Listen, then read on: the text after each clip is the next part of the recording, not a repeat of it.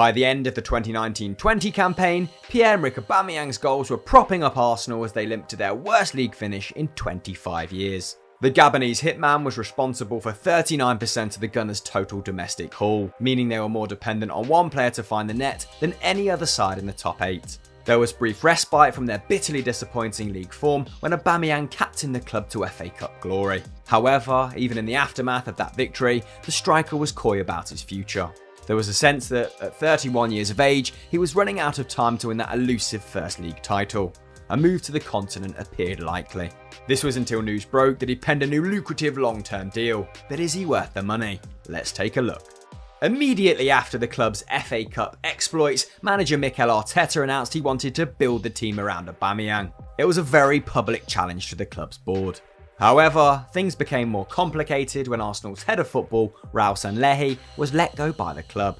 It was widely reported that the former Barcelona man was Arsenal's sole negotiator when it came to renewing Aubameyang's contract. This meant that the Gunners' technical director Edu and contract specialist Hus Fahmy had to step in to get it over the line.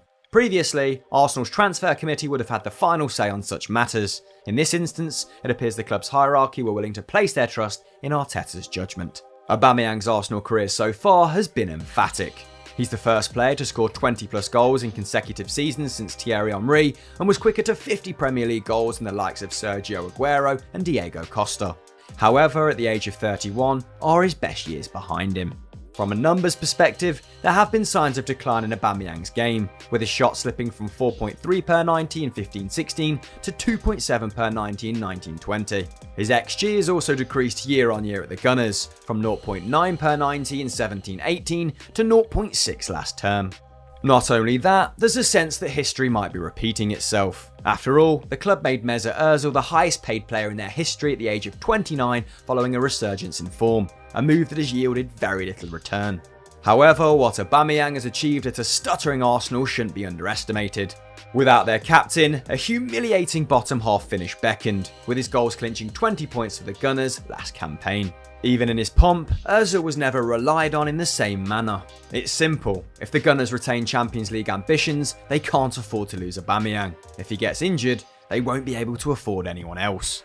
As Arteta has sought to make Arsenal more defensively stable, the North London side have lost some potency going forward. Last term, they finished 15th in the Premier League for shots per game, fewer than relegated sides Watford and Norwich. In fact, in Aubameyang's 2 full seasons at the club, the Gunners have failed to post in the top 10 for this metric, making his golden boot feat in 18-19 all the more impressive. In the subsequent season, he missed out on top honours to Leicester's Jamie Vardy, despite scoring more goals from open play.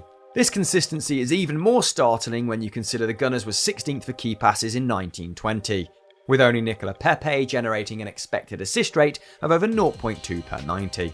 Ultimately, this means Aubameyang has produced elite output on a side that takes a below league average amount of shots without an outstanding creator in it. Not to mention, he plays off the left. Despite his age, there's been little sign that his athleticism is declining. In 19-20, he played the most minutes in the Arsenal squad, ranked first for defensive pressures, and was clocked as the Premier League's fastest player. Plus, given Arteta wants his side to become more dominant on the ball, there should be fewer physical demands on PEA moving forward. Chance creation remains a huge headache for Arsenal, something the club will need to address if they want to squeeze the best out of Oba in his early 30s. But that's a problem for another day. For now, Arteta will be praying for another golden boot from his golden goose after giving him a king's ransom. That's the end of today's Football Daily Explained. To check out another episode, please click on screen now, like, subscribe, and we'll see you next time.